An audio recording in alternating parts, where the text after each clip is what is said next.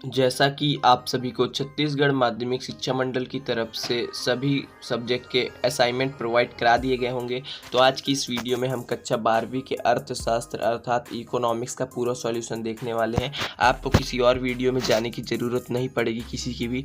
आपको पूरा ए to Z solution provide करा दिया जाएगा, क्योंकि आपके यहाँ 5 प्रश्न आए हैं और प्रत्येक प्रश्न देखिए यहाँ पास 4 अंक के हैं। तो आपको कितने शब्द सीमा में लिखना है, ये सभी चीज़ आपको बताई जाएगी, ताकि आपका एक भी नंबर ना कटे।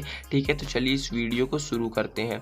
तो यहाँ पास देखिए, सबसे पहले प्रश्न क्रमांक 1 आपसे कह रहा है, समष्टि अर्थशास्त्र व्यष्टि अर्थशास्त्र से किस प्रकार भिन्न समझाइए। कुल मिला के आपको समष्टि अर्थशास्त्र और व्यष्टि अर्थशास्त्र में अंतर लिखना रहा है, जो कि 4 अंक में आया है। सबसे पहले आप यहाँ एक तरफ डाल लीजिएगा समष्टि अर्थशास्त्र, ठीक है, और सबसे पहला पॉइंट लिखिएगा इधर साइड। ठीक है, पहला पॉइंट का स्क्रीनशॉट ले लीजिए। फिर अब चलते हैं दूसरे पॉइंट में। तो दूसरा, तीसरा और चौथा पॉइंट का आप एक साथ स्क्रीनशॉट ले सकते हैं। ठीक है, इतना छोटा है, आप लिख लीजिएगा। 4 नंबर में आया है तो 4 पॉइंट अच्छा है। देखिए 4 पॉइंट का अंतर हम आपको बता दिए। देखिए आप लोग चैनल को जरूर सब्सक्राइब कर लीजिएगा, ताकि हम अच्छे से आपकी मदद कर पाए। इस वीडियो को शेयर जरूर कर दीजिएगा। फिर देखिए आपसे प्रश्न क्रमांक 2 कह रहा है, विभिन्न अर्थव्यवस्थाओं में केंद्रीय समस्याओं का समाधान कैसे होता है। ठीक है, आपको बताना है। तो चलिए इसका उत्तर भी देख लेते हैं, सटीक एकदम के ना, यह आपका पूरा हो जाएगा। तो आप इतने का पूरा स्क्रीनशॉट ले सकते हैं, या फिर वीडियो को रोक के लिख सकते हैं। वीडियो को लाइक जरूर कर दीजिएगा यदि अभी तक नहीं किए हैं। आप यदि इन प्रश्नों का उत्तर लिखते हैं जो हम बता रहे हैं, आपका एक भी नंबर नहीं कटेगा। फिर देखिए प्रश्न क्रमांक 3 आपका क्या कह रहा है कि उत्पादन संभावना वक्र से क्या अभिप्राय है। इस वक्र के प्रयोग से केंद्रीय समस्या का उत्पादन करें को स्पष्ट करिए। कुल मिला के जो प्रश्न क्रमांक 3 है आपका, वो 2 भागों में है। पहले भाग में आपको उत्पादन संभावना वक्र की परिभाषा लिखना है, और दूसरे भाग में आपको क्या उत्पादन करे एक वो दिया गया है, उसको स्पष्ट करना है। तो चलिए यहाँ पास देख लेते हैं। सबसे पहले आपको हम परिभाषा दिखा देते हैं। ठीक है, तो यहाँ देखिए आपको दिख गया होगा उत्पादन संभावना चक्र की परिभाषा।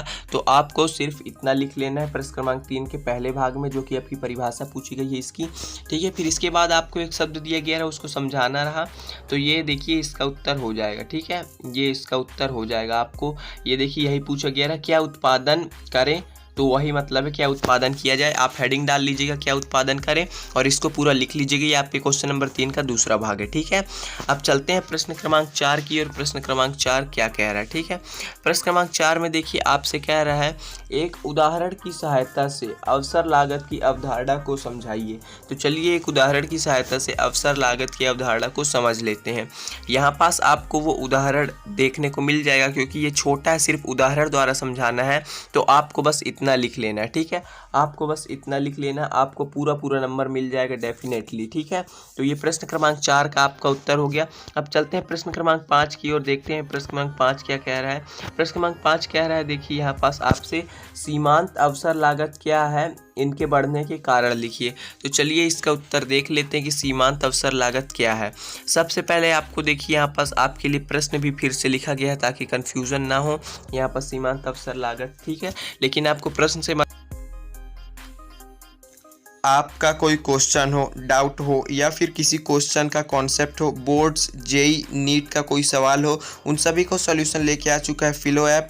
आप फिलो ऐप की मदद से 24 घंटे में किसी समय सॉल्यूशन पा सकते हैं 3 इजी स्टेप्स। आपको कुछ नहीं करना है, डिस्क्रिप्शन में दी हुई लिंक से या फिर प्ले स्टोर की मदद से फिलो ऐप को डाउनलोड कर लेना है, और अपने मोबाइल नंबर से यहाँ पास साइन अप कर लेना है। फिर अपने क्वेश्चन का फ़ोटो खींच के या फिर उसे टाइप करके सबमिट कर देना है। फिलो आपको तुरंत 60 सेकंड के अंदर टॉप एजुकेटर से लाइव बात करने का मौका देगा। आपके क्वेश्चन में आप कहना चाहते हैं कि बल्ब की पावर कितनी है। अगर बल्ब जो है वो 220 वोल्टेज पर ऑपरेट हो रहा है, राइट। इस बैटरी का जो वोल्टेज है वो आपको गिवन है 220। तो ये आपको सिंपल रिलेशन हो गया यहाँ पर। अब अगर कोई आपको और डाउट है तो आप बताइए। Thank you sir. तो डिस्क्रिप्शन में दी हुई लिंक से तुरंत इसे डाउनलोड करें, और यदि आप मेरा रेफरल कोड जो कि आपको स्क्रीन पे दिख रहा है इसे यूज़ करते हैं तो आपको 10% डिस्काउंट भी मिलेगा। प्रश्न से मतलब नहीं है, आपको सिर्फ उत्तर लिखना है। तो पहले आप इतने का स्क्रीनशॉट ले लीजिए, ठीक है, इतने का स्क्रीनशॉट ले लीजिए और फिर बस एक लाइन का और लेना है। ये कुल मिला के आप बस इतने का ले लीजिए, ठीक है। आपका ये पूरा उत्तर हो जाएगा A to Z। प्रश्न क्रमांक 5 का आपका ये पूरा उत्तर हो गया। आप यदि इसको लिखते हैं तो आपको पूरा नंबर मिलेगा, ठीक है। तो यहाँ पास देखिए, आपको हमने प्रश्न क्रमांक 1 से प्रश्न क्रमांक 5 तक का पूरा A to Z solution provide करा दिया है इकोनॉमिक्स अर्थात अर्थशास्त्र का। तो आपको अब किस चीज़ का सॉल्यूशन चाहिए आप कमेंट कर सकते हैं। वीडियो पसंद आई होगी तो लाइक कर दीजिएगा और चैनल को जरूर सब्सक्राइब कर लीजिएगा।